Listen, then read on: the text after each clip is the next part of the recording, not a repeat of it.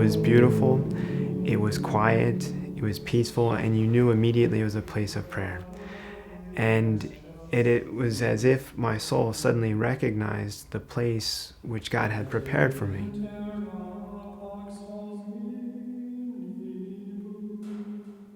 Well, St. Peter Damian speaks of the hermitage as being the workshop of spiritual labor.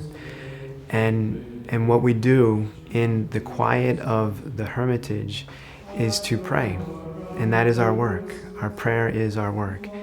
In the gospel, when Christ goes off by himself to a lonely mountain to pray, he is talking to the Father. And since the priest is an alter Christus, another Christ, the religious priest is in that apostleship of prayer in the image of Christ, praying to the Father, interceding for the world and for the church.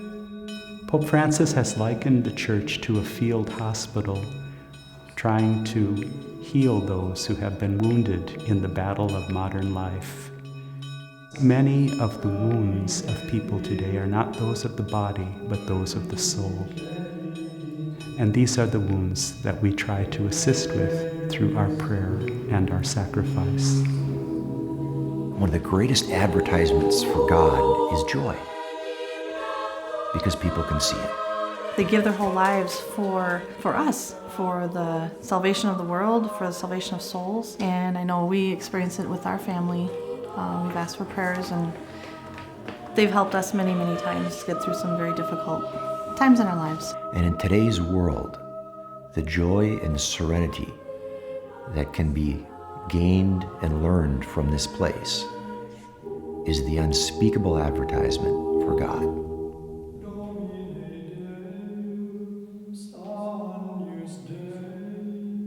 We spend about 6 hours a day in prayer, both personal prayer in the hermitage, as well as community prayer in the chapel. We spend about 4 hours a day in manual labor and in our craft work by which we support ourselves. The best way to move God's heart is through love, a pure act of love. And of course, again, that act is often very hidden and unseen.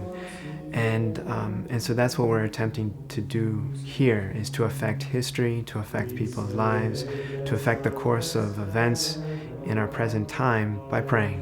What these men do is pray for the people that can't or won't pray for themselves. The world needs prayers, and it especially needs prayers from Carmelite monasteries like this. It is a place where you can find contentment and transformation that only comes through Jesus. Our life is usually silent and hidden. We have shared something of it with you because we need your help. They're using a very small chapel that does not meet their needs. And for the work of the Universal Church to grow, the Carmelites need to grow.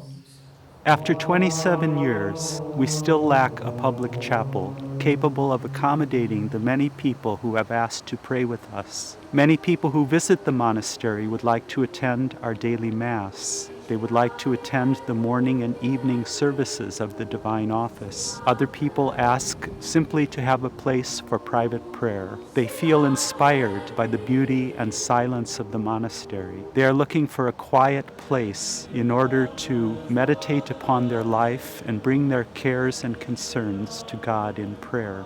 This church, though it is built for the life of the hermits and it's for their prayer and for the liturgy, ultimately, it's much bigger than that. This is the house of God, and that's the goal of this chapel. It's not just for a number of monks, but it's for the community, for the faithful, for the pilgrims to come there and be inspired. The cost of building a beautiful chapel, which will inspire generations to come, is substantial. But the hope, inspiration, and joy derived from a visit to our chapel will be immeasurable. Please help us with a donation if you can, and may God bless you.